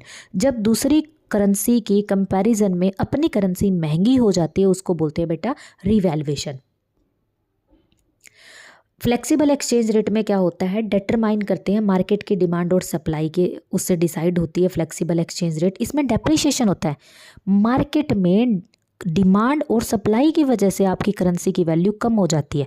यानी कि मार्केट में आपकी करेंसी बहुत ज़्यादा हो गई है, यानी आपका इंपोर्ट बहुत है, आप हर देश से चीज़ें मंगवा रहे हो, तो आपकी करेंसी सस्ती हो जाएगी, उसको बोलते हैं डिवैल्यूएशन। अपने आप सस्ती हो जाना, अपने आप करेंसी की वैल्यू गिर जाना डिवैल्यूएशन होता है। और जब गवर्नमेंट जानबूझकर करेंसी की वैल्यू कम करती है तो वो डिवैल्यूएशन होता है। ठीक है। डेप्रीशिएशन जब करेंसी अपने आप सस्ती हो जाए, डिवैल्यूएशन जब गवर्नमेंट जानबूझकर करेंसी की वैल्यू कम करे। रिवैल्यूएशन जब गवर्नमेंट है अपनी करेंसी को महंगा करती है, रिवैल्यूएशन। और जब करेंसी की वैल्यू अपने आप बढ़ जाती है तब होता है एप्रिसिएशन। मैनेज फ्लोटिंग में क्या होता है, एक हाइब्रिड सिस्टम होता है। इसके अंदर मार्केट में सेंट्रल बैंक है वो कुछ एक अथॉरिटीज़ या कुछ एक इंटरवेंशन से जो एक्सचेंज रेट है वो डिसाइड करता है। इसमें कुछ एक फ्लक्चुएशन या कुछ एक एडजस्टमेंट की परमिशन होती है कि थोड़ा सा exchange rate fix exchange rate से ऊपर भी हो सकती है, थोड़ा exchange rate fix exchange rate से नीचे भी हो सकती है। जब गवर्नमेंट डिसाइड करती है तो गवर्नमेंट के पास परमिशन होता है कि वो थोड़ा सा एडजस्ट करके एक्सचेंज रेट है वो डिसाइड कर सकता है, उसको बोलते हैं manage floating exchange rate system. Two markets होती है, स्पॉट मार्केट होता है, ट्रांजैक्शंस जो हैं वो इमीडिएट किए जाएंगे ऑन द स्पॉट, उसको स्पॉट मार्केट बोलते हैं। जब ट्रांजैक्शंस हैं agreed upon today but executed at a specified time for future, यानी कि आज हमने कोई डील की है लेकिन फ्यूचर में एक स्पेसिफाइड डील पर हम उस पैसे को पेमेंट करेंगे, तो उसको बोलते हैं फॉरवर्ड मार्केट। देखो ऑन द स्पॉट डील होती है, आज मैंने कोई चीज़ बाहर से इंपोर्ट किया है, साथ में मैंने पैसा दे दिया, वो स्पॉट मार्केट होती है। फ्यूचर मार्केट में आज मैंने कोई चीज़ परचेज़ की है और उसकी पेमेंट करने की फ्यूचर में एक डेट फिक्स कर दी है, उसको बोलते हैं forward market. Foreign exchange all currencies की करेंसीज़ होती हैं, उनको हम अपने डोमेस्टिक करेंसी के साथ जब एक्सचेंज करते हैं तो उसको बोलते हैं foreign exchange. Appreciation versus depreciation, आपको पता है एप्रिसिएशन हमारी करेंसी की वैल्यू बढ़ जाना, डेप्रिसिएशन हमारी करेंसी की वैल्यू है वो कम हो जाना। एप्रिसिएशन और डेप्रिसिएशन होता है फ्लेक्सिबल एक्सचेंज रेट में, रीवैल्यू और डीवैल्यू होता है किसमें, फिक्स एक्सचेंज रेट में। डिवैल्यूएशन और रिवैल्यूएशन गवर्नमेंट जानबूझ के करती है, डेप्रिसिएशन और एप्रिसिएशन अपने आप मार्केट की डिमांड एंड फोर्स की वजह से होता रहता है। लास्ट चैप्टर है हमारा मैक्रो इकोनॉमिक्स का, balance of payment, most important topic हम इसको बोल सकते हैं पेपर के पॉइंट ऑफ व्यू से। देखो बैलेंस ऑफ पेमेंट कोई गुड्स नहीं है, बैलेंस ऑफ पेमेंट कोई चीज़ नहीं है, बैलेंस ऑफ पेमेंट एक सिस्टमेटिक रिकॉर्ड है, एक सिस्टमेटिक डबल एंट्री रिकॉर्ड है ऑल इकोनॉमिक ट्रांजैक्शंस का, जो goods and services and capital जो between countries residents and the rest of the world with in a year. एक कंट्री दूसरी country या पूरे वर्ल्ड के साथ जितने भी इकोनॉमिक ट्रांजैक्शंस करते हैं उन सब का रिकॉर्ड जब एक सिस्टमेटिक तरीके से रखा जाता है तो उसको बोला जाता है बैलेंस ऑफ पेमेंट। इसके अंदर इंक्लूड होता है करंट अकाउंट जिसके अंदर ट्रेड इनविजिबल होता है, कैपिटल अकाउंट जिसमें इन्वेस्टमेंट और लोन्स भी होते हैं।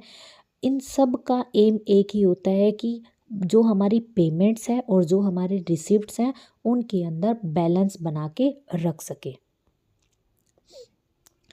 अब बात करते हैं बैलेंस ऑफ ट्रेड की।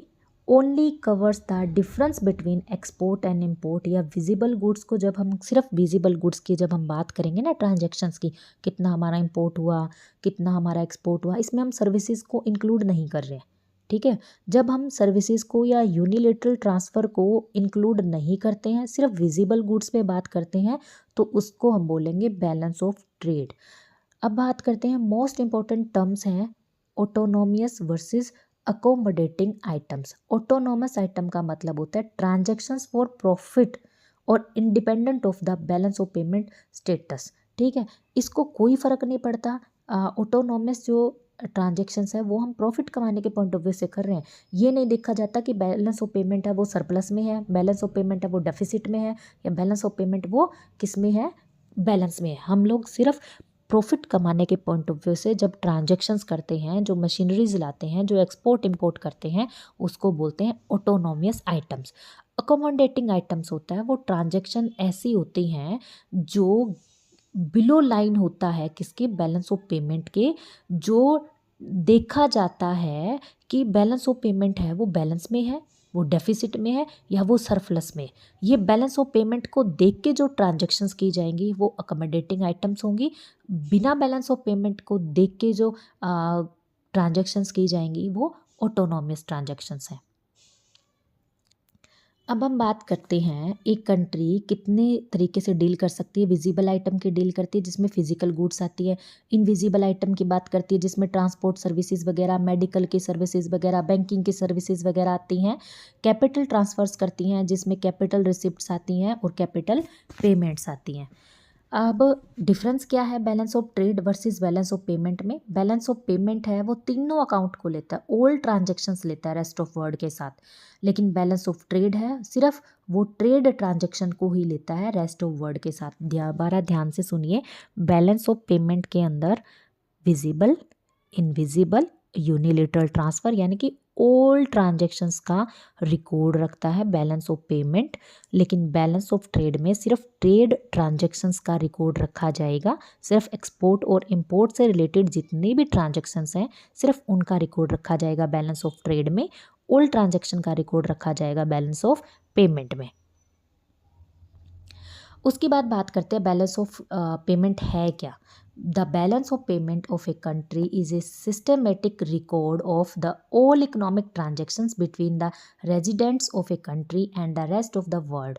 ये पूरे जो वर्ड है उसके साथ हमारा जो रेजिडेंशियल कंट्रीज़ है वो कितने ट्रांजेक्शन करता है, क्या क्या ट्रांजेक्शन करता है, गुड्स एंड सर्विसेज का एक्सपोर्ट इंपोर्ट करता है, सर्विसेज का ट्रांजेक्शन्स करता है, ये सारे रिकॉर्ड जब रखते हैं उसको बोला जाता है बैलेंस ऑफ पेमेंट। क्या क्या फीचर्स हैं बैलेंस ऑफ पेमेंट की। सिस्टमेटिक रिकॉर्ड है ऑल इकोनॉमिक ट्रांजैक्शंस का कंट्री का दूसरे वर्ड के साथ, ऑल ट्रांजैक्शन जैसे कि visible as well as invisible सारा कुछ ऐड किया जाता है बैलेंस ऑफ पेमेंट में। ये रिलेट करता है पीरियड ऑफ टाइम के साथ, एनुअल स्टेटमेंट होती है इसकी, हम इसको स्टॉक कॉन्सेप्ट नहीं बोल सकते, एक फ्लो कॉन्सेप्ट है हमारा बैलेंस ऑफ पेमेंट। ये अडॉप्ट करता है double entry book keeping system, क्योंकि एक तरफ ट्रांजैक्शन होता है हमारा क्रेडिट और दूसरी तरफ होता है हमारा डेबिट साइड। रिसिप्ट को हम रिकॉर्ड करेंगे क्रेडिट साइड में और पेमेंट है उनको रिकॉर्ड करेंगे हम डेबिट साइड में। क्योंकि रिसिप्ट का देखो, दोबारा देखो, रिसिप्ट का मतलब होता है पैसा आना, क्रेडिट हो रहा है पैसा हमारे पास, और डेबिट साइड हम पेमेंट को करेंगे, इसका मतलब होता है पैसा हमारे पास से जा रहा है।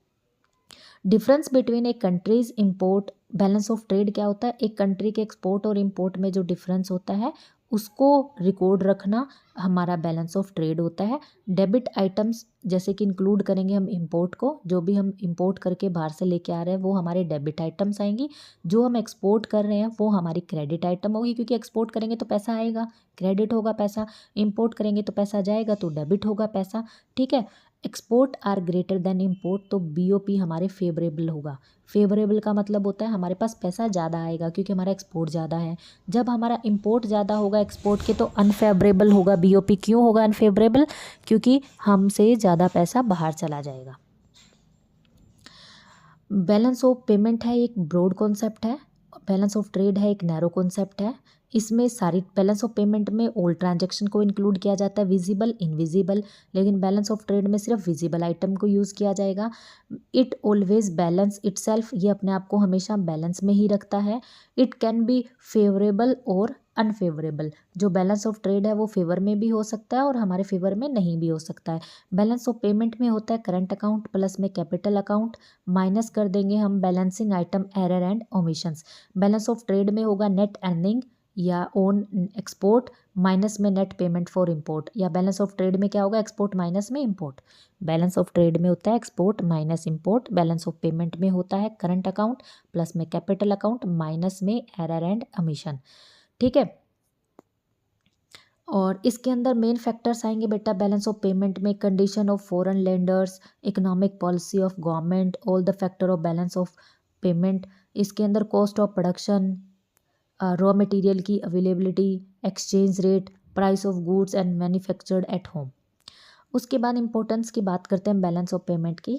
बैलेंस ऑफ पेमेंट रिकॉर्ड करता है ओल्ड ट्रांजैक्शन को, क्रिएट करता है जो demand and supply for a currency, जज economic and financial status of a country in the short term, कि एक कंट्री का बैलेंस ऑफ पेमेंट की इंपॉर्टेंस में ये पता लग जाता है कि कंट्री के पास शॉर्ट टर्म में कितना पैसा आया है, कितना पैसा गया है, कंट्री कैसे परफॉर्म कर रही है, वो डेफिसिट में है, वो सरप्लस में है, या वो बैलेंस में है। तो हमें कौन सी आरबीआई को उससे ये चीज़ मिलती है कि उसको कौन सी पॉलिसी लगानी है, उसको इन्फ्लेशनरी पॉलिसी यूज़ करनी है या डिफ्लेशनरी पॉलिसी यूज़ करनी है, उसको क्रेडिट को कंट्रोल करना है या क्रेडिट की सप्लाई करनी है इकोनॉमी के अंदर। ये सब चीज़ें हमें बैलेंस ऑफ पेमेंट से पता लगती है। जर्नल रूल्स हैं बैलेंस बीओपी अकाउंटिंग के लिए। It transaction earn foreign currency for nation, it is a credit, it is recorded as a plus item. जब हमारा देश में करेंसी आती है, फॉरेन का पैसा आएगा, तो वो प्लस आइटम में ऐड हो जाएगी, ठीक है। और जब ट्रांजैक्शन इन्वॉल्व होंगी स्पेंडिंग ऑफ फॉरेन करेंसी, तो हमारा डेबिट में रिकॉर्ड होगा, वो नेगेटिव आइटम होगी। जब पैसा जाएगा डेबिट में रिकॉर्ड होगा, नेगेटिव है हमारे लिए। जब पैसा आता है तो प्लस है हमारे लिए, फ़ायदा है हमारे लिए। कॉम्पोनेंट है बेटा बीओपी स्टेटमेंट के current account, capital account, reserve account और error and emission. Current account balance देखो क्या होगा, फर्स्ट है इसका करंट अकाउंट, तो हम वही पढ़ रहे हैं current account balance. BOP on current account में स्टेटमेंट में हम रिसिप्ट और पेमेंट को यूज़ करेंगे शॉर्ट टर्म में। इसके अंदर हम इंक्लूड करते हैं export and import of both visible and invisible good. Current account की ट्रांजैक्शंस में हम visible goods as well as invisible goods के ट्रांजैक्शन को भी ऐड करते हैं। देयर कैन बी इधर सरप्लस भी हो सकता है और डेफिसिट भी हो सकता है करंट अकाउंट में।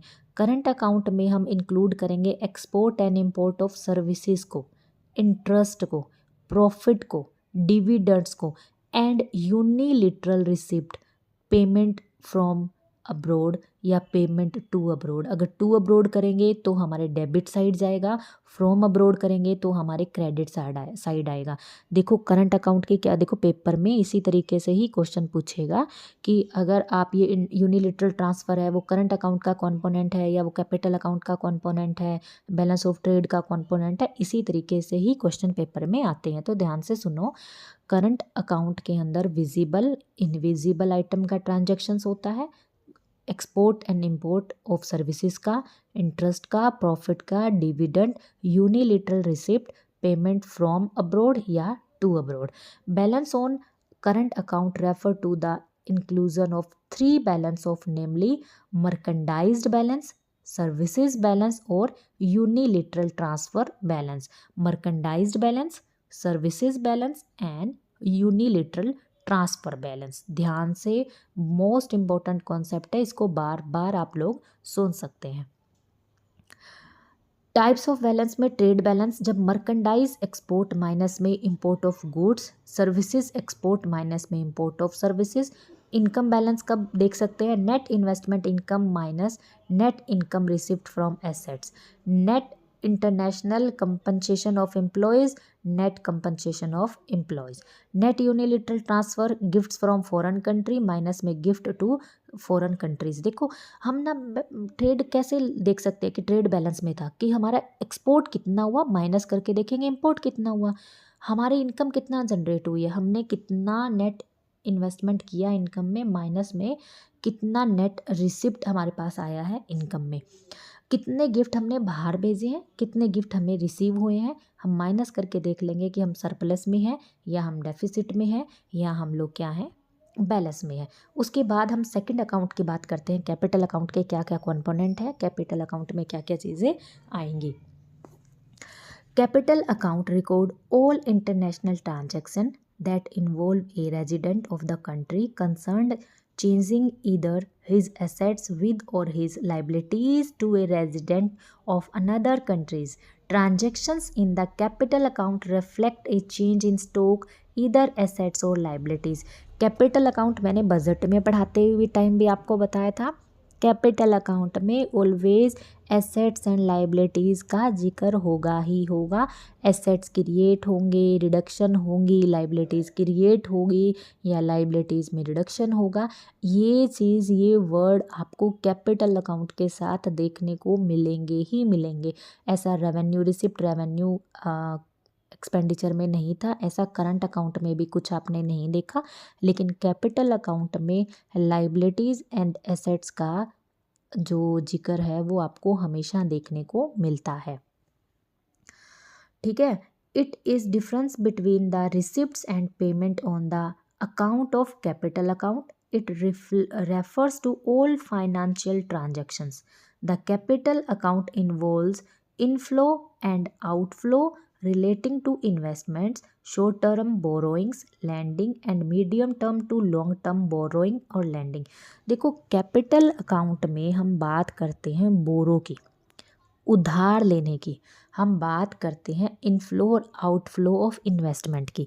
जब हमारे देश में फॉरेन एफडीआई या फॉरेन डायरेक्ट आके इन्वेस्टमेंट कर रहे हैं तो प्रॉफिट कमा के भी लेके जा रहे हैं।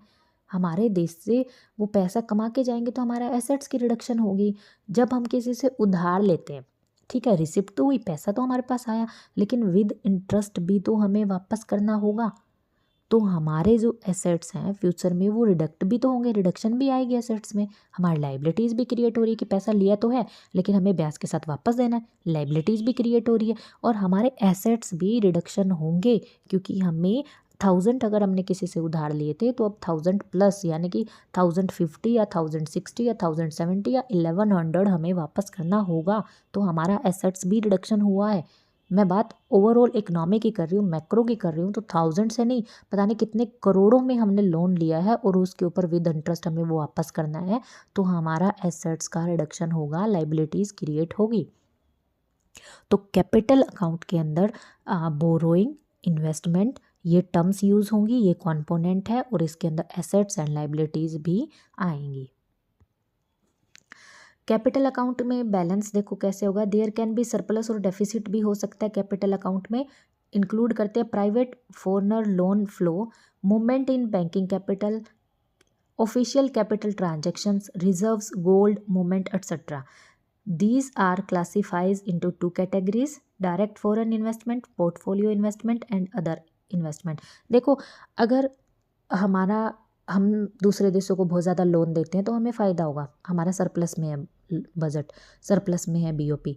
अगर हमारा कंट्री दूसरे कंट्री से लोन बहुत ज़्यादा ले रहा है तो हम डेफिसिट में होंगे, हमारा बैलेंस ऑफ पेमेंट है वो डेफिसिट में होगा।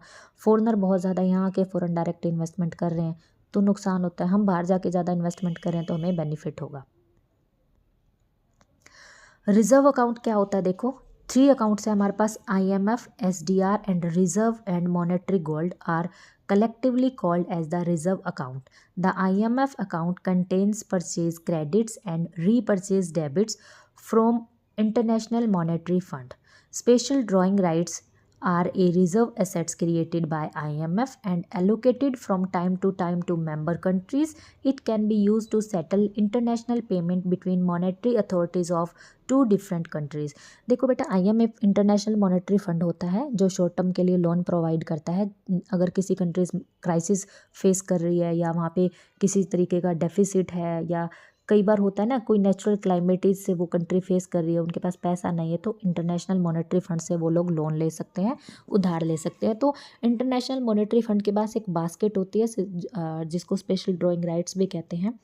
तो उसमें हर देश की करेंसी है उसकी बास्केट बनाई होती है। इसमें yen, yuan, US dollar, pound, sterling, ऐसा करके बहुत सारी करेंसीज है उसमें होती हैं। तो शॉर्ट टर्म के लिए भी और लॉन्ग टर्म के लिए भी जो मेंबर कंट्रीज़ हैं उनको ये IMF है वो लोन प्रोवाइड करने का काम करता है। एरर एंड ओमिशंस अकाउंट क्या होता है वो देखिए। The entries under this head relate mainly to leads and lags in reporting of transactions. It is of a balancing entry and is needed to offset the overstated और understated component. कई बार कोई चीज़ हम गलती से लिख देते हैं स्टेटमेंट में, एक्स्ट्रा का ऐड कर देते हैं, कई बार माइनस कर देते हैं, तो वो सारी एंट्रीज हमारी कहाँ जाती है, एरर एंड अमिशंस अकाउंट में काउंट होंगी।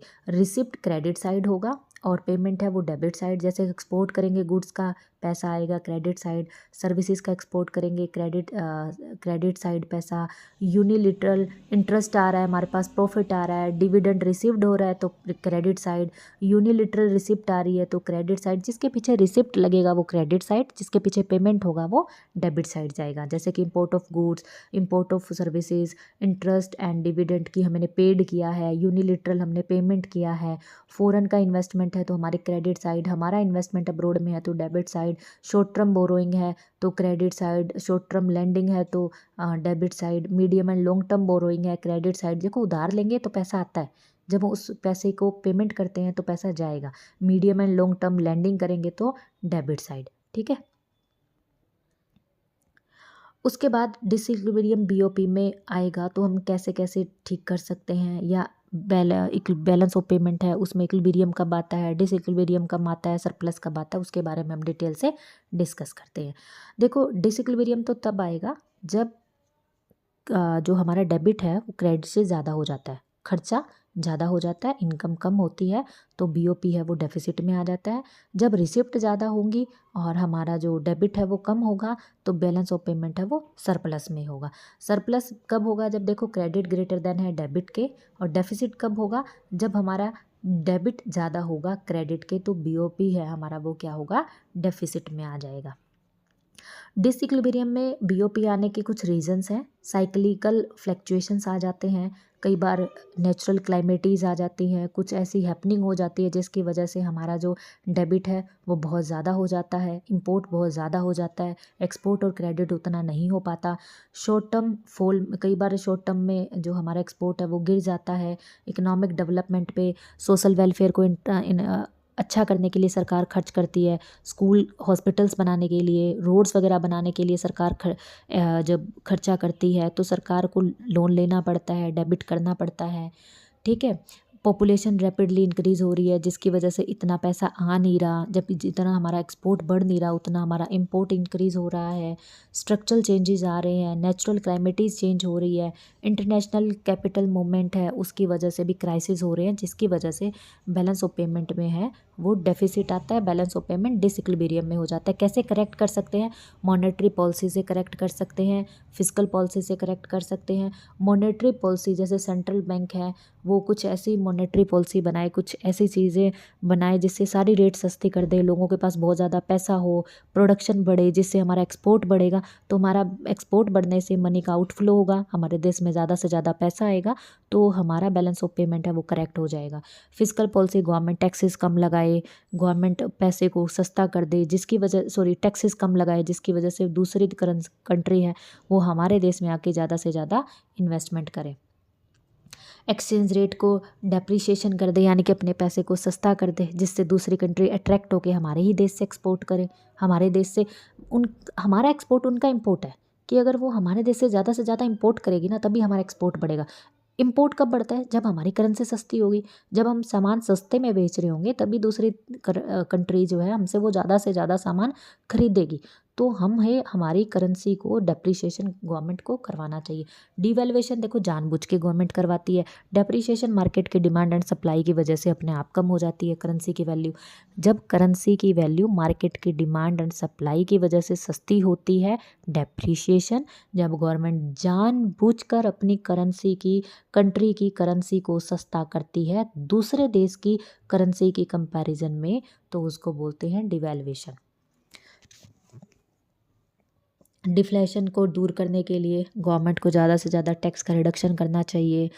आरबीआई को मॉनेटरी के जो सिस्टम है उसको repo rate, reverse repo rate उन सबको कम कर देना चाहिए। इस तरीके से बैलेंस ऑफ पेमेंट के जितने भी ऑब्स्टेकल्स हैं उनको दूर कर सकते हैं। इंपोर्ट कोटाज की लिमिट को ख़त्म कर देना चाहिए, टैरिफ कम से कम लगाना चाहिए।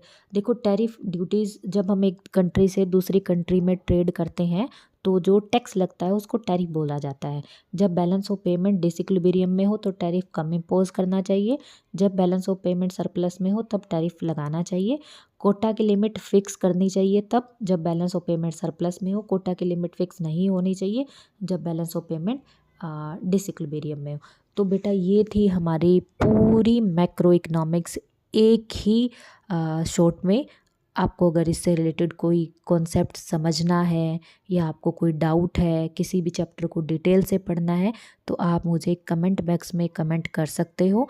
इसी तरीके से इंडियन इकोनॉमी की भी एक मैराथन आपके लिए आएगी, जिसमें इंडियन इकोनॉमी के ऑल टॉपिक्स को कवर किया जाएगा। रैपिड रिवीजन भी आप उसको बोल सकते हो कि सारे टॉपिक्स आपने डिटेल से पढ़े हैं, बहुत बार आपने पढ़े होंगे, लेकिन अब लास्ट टाइम चल रहा है जिसमें आपको एक ही शॉट में, एक ही मैराथन में सारे के सारे टॉपिक आपको रिवाइज हो जाएं।